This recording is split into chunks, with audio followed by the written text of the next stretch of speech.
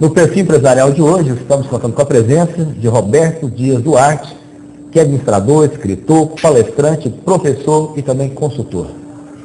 Tudo bem, Roberto? Excelente, Rodrigo. Roberto, hoje o perfil empresarial fica muito feliz de contar com a sua presença aqui no nosso programa. Nós soubemos da repercussão da palestra, onde você ministrou, focando nessa questão do SPED, e realmente o público gostou muito de você bater um papo lá com eles, e daí surgiu o nosso convite.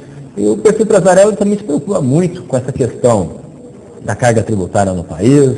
Os empresários, Roberto, aqui no estado, nos mandam e-mail todos os dias preocupados também com essa questão do SPED, e que você nessa linha vem sendo especialista, né? Mas eu queria, em primeiro plano com você, a questão do sistema tributário. O que aqui no Brasil, quando se fala em carga tributária, a gente já até dá um arrepio, Roberto?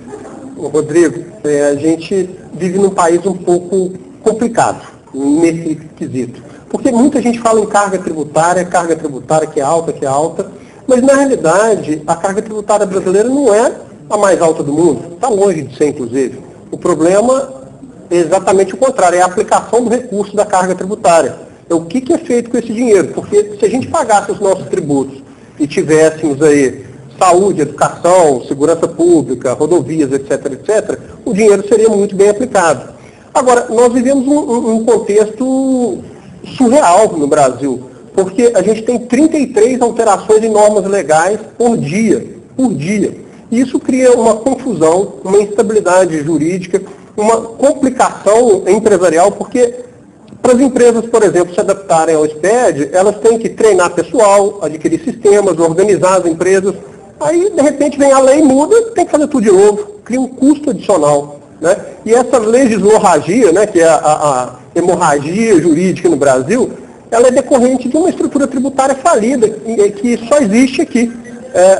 E não sou eu só que falo isso, especialistas colocam, autoridades fiscais, inclusive, colocam isso muito bem. Semana passada, por exemplo, o presidente do Sindifisco Nacional, que é o Sindicato dos Auditores Fiscais da Receita Federal do Brasil, colocou que no Brasil nós temos 27 legislações tributárias. Na realidade, nós temos muito mais. Nós temos 5.627, porque a gente tem legislações municipais, federais e estaduais, que mudam todo dia por decreto, por portaria, por instrução normativa. Então não é uma legislação que passa pelo Congresso, que passa pela Câmara dos Deputados ou dos Vereadores. Uma ditadura na prática, né?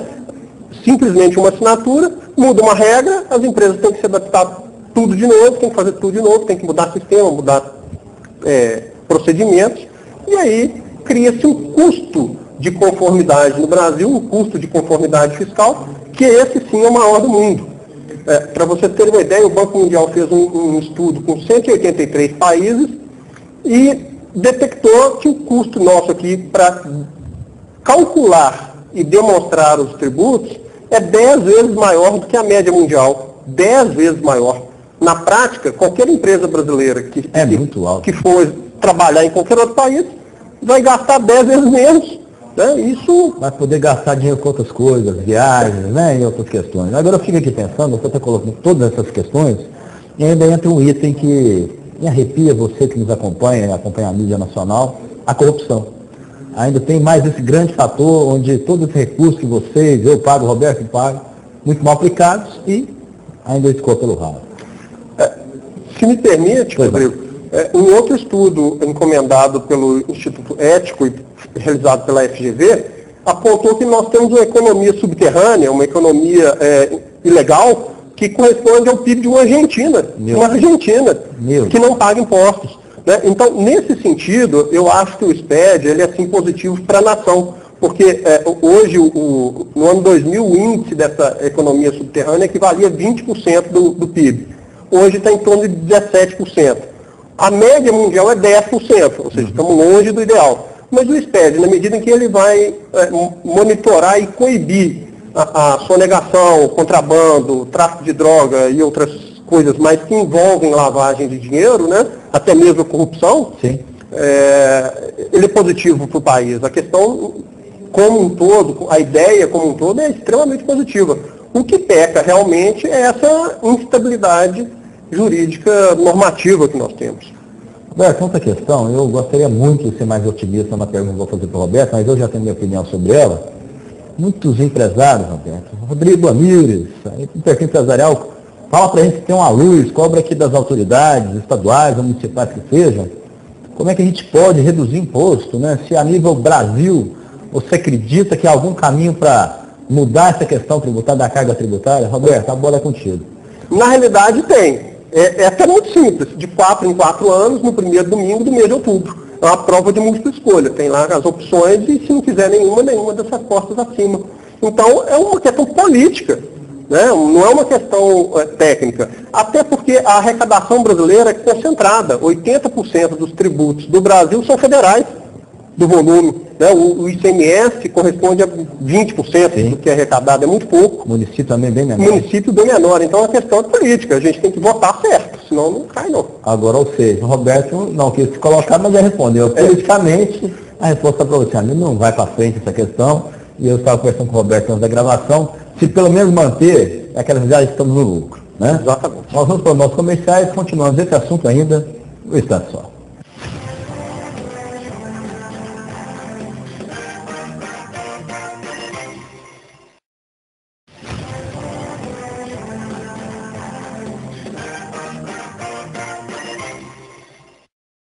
Continuando o nosso bloco de entrevistas, ainda contando com a presença de Roberto Dias Duarte, que é administrador, escritor, palestrante, professor e também consultor.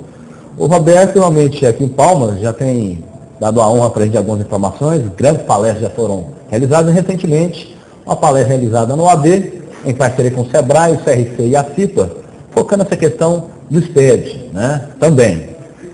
Você que realmente sempre nos pede essas informações, eu vou fazer exatamente pedir esse apoio do Roberto agora, mas muita gente aqui ainda, os empresários, principalmente contadores, que realmente estão imbuídos aqui de quebrar esse paradigma. O que vem a ser o SPED? E, por favor, dá uma palhinha para a gente, o que você falou lá na sua palestra, por favor. Então, Rodrigo, o mundo, o planeta está em transformação. Não é só a área contábil, não é só a área fiscal. O planeta. A gente não vê mais filme fotográfico, a gente tem máquina digital. A indústria fonográfica, a indústria cinematográfica, a indústria da própria televisão está em transformação. Né? O mundo está saindo de uma era industrial para uma era do conhecimento, para uma era digital. E o fisco está usando exatamente esses mecanismos de transformar os documentos em documentos digitais. Então, nas empresas aqui do Tocantins, aliás, do Brasil todo mundo tinha documentos em papel, notas fiscais, livros, aquelas coisas que ficavam guardadas lá. Agora, elas estão nos computadores da Secretaria da Fazenda, da Receita Federal e da Secretaria de Finanças, porque são informações eletrônicas que são coletadas diariamente, mensalmente, anualmente. São coletadas em tempo real, né? A partir do momento que a empresa compra, vende, guarda mercadorias, estoca mercadorias e faz os cálculos tributários, né, financeiros. Então essas informações estão lá. É uma grande transformação. Então no Brasil nós não temos mais documentos em papel, nós temos documentos digitais que estão armazenados nos computadores da Secretaria da Fazenda, da Receita Federal e da Secretaria de Finanças. E o que acontece? A gente está monitorado.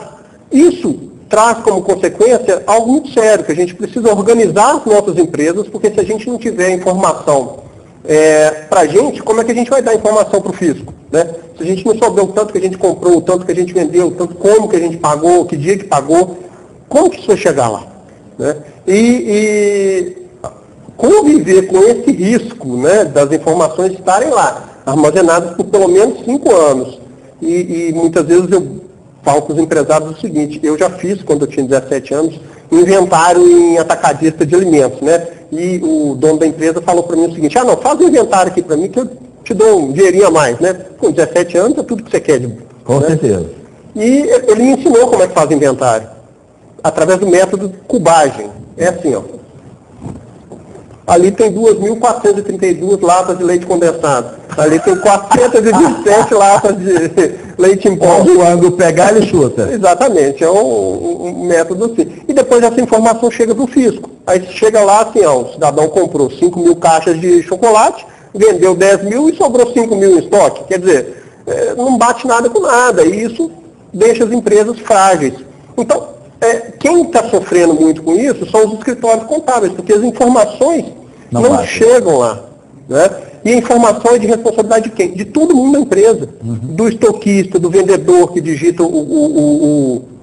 que registra lá o cadastro do cliente, o CNPJ errado. Rodrigo, eu já vi empresa vender para ela própria, emitir nota fiscal para o CNPJ dela própria, vender para o CPF do dono, né? Coisas assim absurdas que a gente acha que não acontece, mas acontece na prática. E nesse ponto que você está colocando, até há pouco tempo atrás, a presidente do CRC aqui no Tocantins, a Vânia Labres, até que você falou sobre o SPED também, ela tocou uma questão assim, de uma vantagem. Muita gente, poxa, a mudança é coisa ruim, às vezes tem esse paradigma mesmo, mas obriga também nesse sentido agora a profissionalização do próprio empresário.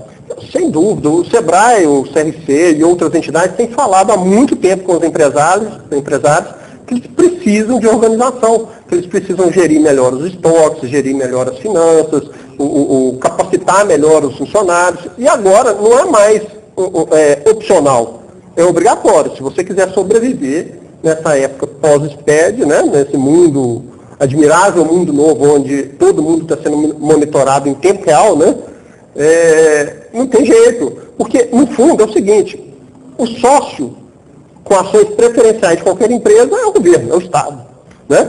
E ele agora quer a parte que ele cabe nesse latifúndio, ele quer controlar o pitaco dele lá. Em tempo real. Em Né? tempo real. E é aquela história, agora é o Big Brother fiscal, né? Está ligado ali.